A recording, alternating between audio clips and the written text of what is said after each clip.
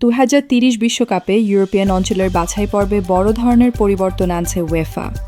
গত বুধবার ইউরোপিয়ান ফুটবলের নিয়ন্ত্রক সংস্থাটি জানিয়েছে, আগামী বিশ্বকাপ বাছাইয়ে 2 স্তরের নতুন একটি পদ্ধতি চালু করা হবে, যেটা অনেকটা চ্যাম্পিয়ন্স লিগের বর্তমান সংস্করণের মতো। নতুন এই নিয়মে বাছাই পর্বে শীর্ষ স্তরে থাকবে 36টি দেশ। 2028-19 মৌসুমের পুনর্গঠিত উয়েফা নেশনস লিগের পারফরম্যান্সের ওপর ভিত্তি করে এই দলগুলো নির্ধারণ করা হবে। এই 36টি দলকে 12টি করে মোট 3টি গ্রুপে ভাগ করা হবে। চ্যাম্পিয়ন্স লিগের বর্তমান নিয়মের মতোই প্রতিটি দল আলাদা 6টি প্রতিপক্ষের বিরুদ্ধে মোট 6টি ম্যাচ খেলবে, 3টি নিজেদের মাঠে, 3টি প্রতিপক্ষের মাঠে। প্রতিটি পট থেকে 2টি করে প্রতিপক্ষ নির্ধারণ করা হবে। লিগ 1-এর 3 গ্রুপের শীর্ষ দলগুলো সরাসরি 2030 বিশ্বকাপের টিকিট পাবে। বাকি জায়গাগুলো নির্ধারণ করা হবে প্লে অফের মাধ্যমে।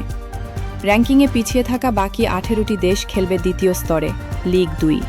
সেখান থেকেও বিশ্বকাপে কোয়ালিফাই করার সুযোগ থাকবে দলগুলোর।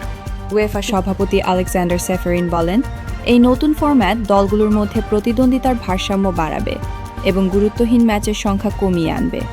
এতে সমর্থকেরা আরও আকর্ষণীয় ও গতিময় ফুটবল উপভোগ করতে পারবেন। একই সঙ্গে আন্তর্জাতিক ম্যাচের সূচিতে বাড়তি কোনো দিন যোগ না করেই সব দলের জন্য বিশ্বকাপে যাওয়ার সমান সুযোগ নিশ্চিত হবে। বাছাই পর্বের পাশাপাশি নেশনস লিগের ফরম্যাটেও বদল আনার ঘোষণা দিয়েছে উয়েফা। 4টির বদলে এখন থেকে নেশনস লিগ হবে 3 স্তরের, যেখানে প্রতিটি স্তরে থাকবে 18টি করে দল। প্রতিটি স্তরকে আবার 6টি করে দলকে 3টি গ্রুপে ভাগ করা হবে। সেখানে প্রতিটি দল 5টি ভিন্ন প্রতিপক্ষের বিরুদ্ধে মোট 6টি ম্যাচ খেলবে।